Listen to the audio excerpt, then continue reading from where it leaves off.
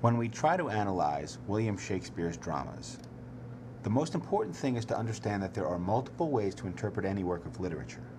This is exemplified by the various film adaptations of Hamlet, arguably the most famous and influential of Shakespeare's plays. Sir Laurence Olivier's famous film adaptation of the play focuses on Hamlet's journey into his own psyche, which is metaphorically tied to the physical dimensions of Elsinore Castle, including the violent sea surrounding it, which Olivier chooses to visually realize because in his soliloquy, Hamlet equates the rotten state of Denmark with a sea of troubles. The troubled state and stormy sea are both literary manifestations of Hamlet's troubled, torn, and tormented psyche, which leads him to a moral and existential crossroads. Or not to be?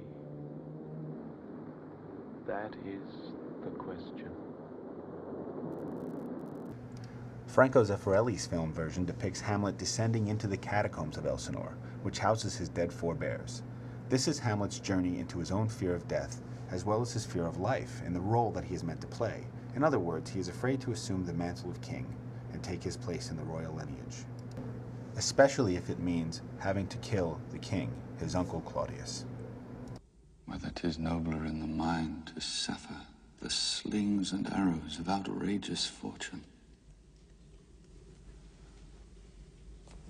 or to take arms against a sea of troubles,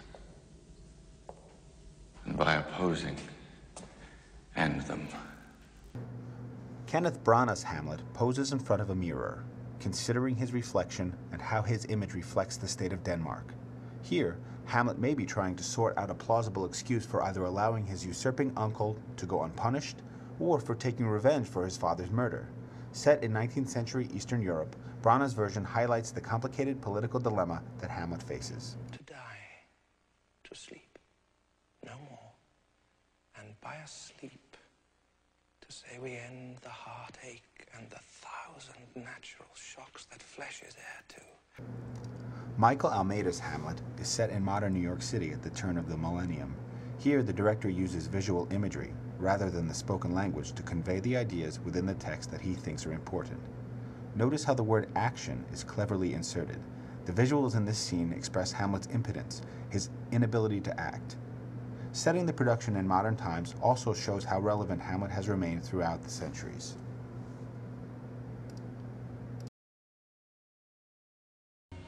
'Tis a consummation devoutly to be wished.